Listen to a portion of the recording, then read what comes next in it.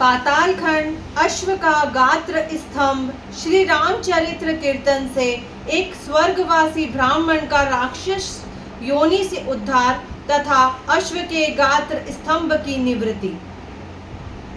शेष जी कहते हैं, द्विज श्रेष्ठ, तदंतर बंधे हुए चवर से सुशोभित व यज्ञ संबंधी अश्व हजारों योद्धाओं से सुरक्षित होकर भारतवर्ष के अंत में स्थित हेमकूट पर्वत पर गया, जो चारों ओर से 10,000 योजन लंबा चौड़ा है। उसके सुंदर शिखर सोने चांदी आदि धातुओं के हैं। वहां एक विशाल उद्यान है जो बहुत ही सुंदर और भांति भांति के वृक्षों से सुशोभित है। घोड़ा उसमें प्रवेश कर गया। वहां जाने पर उस अश्व के संबंध में सहसा एक आश्चर्यजनक घटना हुई। उसे बतलाता हूँ, सुनिए। अकस्मात उसका सारा शरीर अकड़ गया। वह हिल डुल नहीं पाता था। मार्ग में खड़ा खड़ा वह हेमकूट पर्वत की ही भांति अविचल प्रतीत होने लगा। अश्व के रक्षकों ने शत्रुघ्न के पास जाकर पुकार मचाई, स्वामी, हम नहीं जानते घोड़े को क्या हो गया। अकस्मात उसका संपूर्ण शरीर स्तंभ हो गया है। इस बात पर विचार कर जो कुछ करना उचित जान पड़े कीजिए। यह सुनकर राजा शत्रुघ्न को बड़ा विस्मय हुआ। वे अपने समस्त सैनिकों के साथ अश्व के निकट गए। पुष्कल ने अपनी बाह से पकड़कर उसके दोनों चरणों को धरती से ऊपर उठाने का प्रयत्न किया, परंतु वे अपने स्थान से हिल भी न सका। तब शत्रुघ्न ने सुमति से पूछा, मंत्रीवर, घोड़े को क्या हुआ है जो इसका सारा शरीर अकड़ गया? अब यहाँ क्या उपाय करना चाहिए जिससे इसमें चलने की शक्ति आ जाए? सुमति ने कहा, स्वामी, किन्हीं ऐसे ऋषि मुनि की खोज करनी चाहिए जो सब बातों को जानने में कुशल हो। मैं तो लोक में होने वाले प्रत्यक्ष विषयों को ही जानता हूँ, पर परोक्ष में मेरी गति नहीं है। शेष जी कहते, सुमति की यह बात सुनकर धर्म के ज्ञाता शत्रुघ्न ने अपने सेवकों द्वारा ऋषि की खोज कराई। एक सेवक वहां से एक योजन दूर पूर्व दिशा की ओर गया। वहां उसे एक बहुत बड़ा आश्रम दिखाई दिया, जहां के पशु और मनुष्य सभी परस्पर वैर भाव से रहित थे। गंगा जी में स्नान करने के कारण उनके समस्त पाप दूर हो गए थे तथा वे सब के सब बड़े मनोहर दिखाई देते थे। वह शौनक मुनि मनोहर आश्रम था। उसका पता लगाकर सेवक लौट आया और विस्मित होकर उसने राजा शत्रुघ्न से उस आश्रम का समाचार निवेदन किया। सेवक की बात सुनकर अनुचरों सहित शत्रुघ्न को बड़ा हर्ष हुआ और वे हनुमान तथा पुष्कल आदि के साथ ऋषि के आश्रम पर गए। वहां जाकर उन्होंने मुनि के पापहारी चरणों में साष्टांग प्रणाम किया। बलवानों में श्रेष्ठ राजा शत्रुघ्न को आया जान शौनक मुनि ने अर्धपात आदि देकर उनका स्वागत किया। उनके दर्शन से मुनि को बड़ी प्रसन्नता हुई। शत्रुघ्न जी सुखपूर्वक बैठकर जब विश्राम कर चुके तो मुनीश्वर ने पूछा, राजन, तुम किस लिए भ्रमण कर रहे हो? तुम्हारी यह यात्रा तो बड़ी दूर की जान पड़ती है। मुनि की यह बात सुनकर राजा शत्रुघ्न का शरीर हर्ष से पुलकित हो उठा। वे अपना परिचय देते हुए गदगद वाणी में बोले, महर्षि, मेरा अश्व अकस्मात एक फूलों से सुशोभित उद्यान में चला गया है। उसके भीतर एक किनारे पर पहुंचते ही तत्काल उसका शरीर अकड़ गया। इसके कारण हम लोग अपार दुख के समुद्र में डूब रहे हैं। आप नौका बनकर हमें बचाइए। हमारे बड़े भाग्य थे जो देवात आपका दर्शन हुआ। घोड़े की इस अवस्था का प्रधान कारण क्या है, यह बताने की कृपा कीजिए। शत्रुघ्न के इस प्रकार पूछने पर परम बुद्धिमान मुनिश्रेष्ठ शौनक ने थोड़ी देर तक ध्यान किया। फिर एक ही क्षण में सारा रहस्य समझ में आ गया। उनकी आंखें आश्चर्य से खिल उठी तथा वे दुख और संशय में पड़े हुए राजा शत्रुघ्न से बोले, राजन, मैं अश्व के गात्र स्तंभ का कारण बताता हूँ। सुनो। गोड़ के देश के सुरम्य प्रदेश में कावेरी के तट पर सात्विक नाम का एक ब्राह्मण बड़ी भारी तपस्या कर रहा था। वह एक दिन जल पीता, दूसरे दिन हवा पीकर रहता और तीसरे दिन कुछ भी नहीं खाता था। इस प्रकार 3-3 दिन का व्रत लेकर वह समय व्यतीत करता था। उसका यह व्रत चल ही रहा था कि सबका विनाश करने वाले काल ने उसे अपने दाड़ों में ले लिया। उस महान व्रतधारी तपस्वी की मृत्यु हो गई। तत्पश्चात वह सात्विक नाम का ब्राह्मण सब प्रकार के रत्नों से विभूषित तथा सब तरह की शोभा से संपन्न विमान पर बैठकर मेरुगिरी के शिखर पर गया। वहां जम्बू नाम की नदी बहती थी, जिसके किनारे तप और ध्यान में संलग्न रहने वाले ऋषि महर्षि निवास करते थे। वह ब्राह्मण वही आनंद मग्न होकर अपनी इच्छा के अनुसार अप्सराओं के साथ विहार करने लगा। अभिमान और मद से उन्मत्त होकर उसने वहां रहने वाले ऋषियों के प्रतिकूल बर्ताव किया। इससे रुष्ट होकर उन ऋषियों ने शाप दिया, जा तू राक्षस पूजा, तेरा मुख विकृत हो जाए। यह शाप सुनकर ब्राह्मण को बड़ा दुख हुआ और उसने उन विद्वान एवं तपस्वी ब्राह्मणों से कहा, ब्रह्मर्षियों, आप सब लोग दयालु हैं, मुझ पर कृपा कीजिए। तब उन्होंने उस पर अनुग्रह करते हुए कहा, जिस समय तुम श्री रामचंद्र जी के अश्व को अपने वेग से स्तब्ध कर दोगे, उस समय तुम्हें श्री राम की कथा सुनने का अवसर मिलेगा। उसके बाद इस भयंकर शाप से तुम्हारी मुक्ति हो जाएगी। मुनियों के कथनानुसार उसी ने यहाँ राक्षस होकर श्री रघुनाथ जी के अश्व को स्तंभित किया है। अतः तुम कीर्तन के द्वारा घोड़े को उसके चंगुल से छुड़ाओ। मुनि का यह कथन सुनकर शत्रु वीरों का दमन करने वाले शत्रुघ्न के मन में बड़ा विस्मय हुआ। वे शौनक से बोले, कर्म की बात बड़ी गहन है, जिससे सात्विक नामधारी ब्राह्मण अपने महान कर्म से स्वर्ग में पहुंचकर भी पुनः राक्षस भाव को प्राप्त हो गया। स्वामी, आप कर्मों के अनुसार जैसी गति होती है उसका वर्णन कीजिए। जिस कर्म के परिणाम से जैसे नरक की प्राप्ति होती है उसे बताइए। शौनक ने कहा, रघुकुल श्रेष्ठ, तुम धन्य हो जो तुम्हारी बुद्धि सदा ऐसी बातों को जानने और सुनने में लगी रहती है।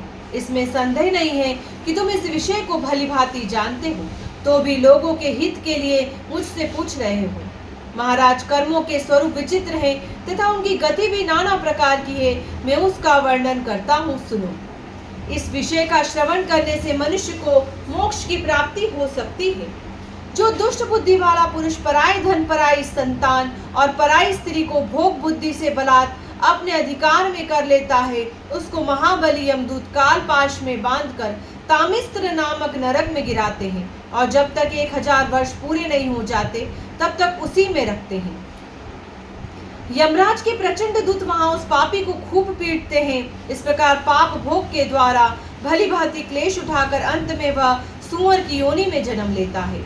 उसमें भी महान दुख भोगने के पश्चात वह फिर मनुष्य की योनि में जाता है, परंतु वहां भी अपने पूर्व जन्म के कलंक को सूचित करने वाला कोई रोग आदि का चिन्ह धारण किए रहता है, जो केवल दूसरे प्राणियों से द्रोह करके ही अपने कुटुंब का पोषण करता है।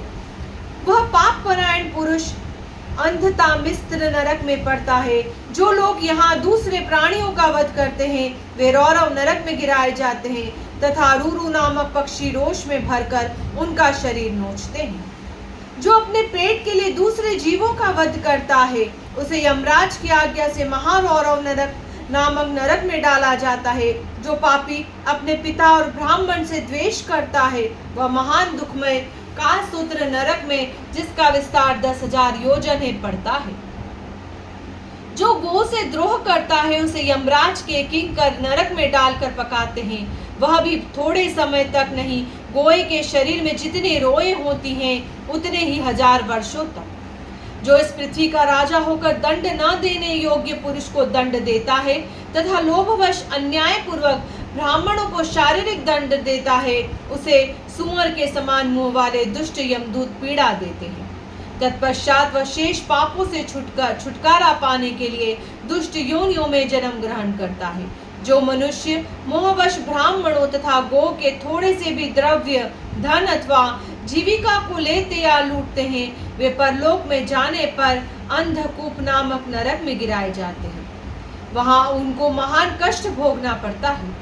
जो जीभ के लिए आतुर हो, लोलुपतावश स्वयं ही मधुर अन्न लेकर खा जाता है, देवताओं तथा सूरजों को नहीं देता, वह निश्चय ही क्रमी भोजन नामक नरक में पड़ता है। जो मनुष्य सुवर्ण आदि का अपहरण अथवा ब्राह्मण के धन की चोरी करता है वह अत्यंत दुखदायक संदश नामक नरक में गिरता है।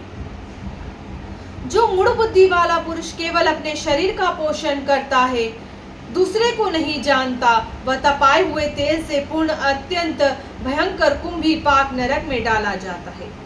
जो पुरुष मोहवश अगम्या स्त्री को भार्या बुद्धि से भोगना चाहता है उसे यमराज के दूत उसी स्त्री की लोहमयी तपाई हुई प्रतिमा के साथ आलिंगन करवाते हैं। जो अपने बल से उन्मत्त होकर बलपूर्वक वेद की मर्यादा का लोप करते हैं, वे वैतरणी नदी में डूबकर मांस और रक्त भोजन करते हैं।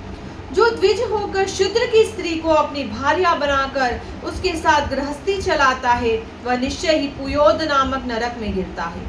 वहां उसे बहुत दुख भोगना पड़ता है। जो धूर्त लोगों को धोखे में डालने के लिए दंभ का आश्रय लेते हैं, वे मूढ़ वेश्यस नामक नरक में डाले जाते हैं और वहां उन पर यमराज की मार पड़ती है।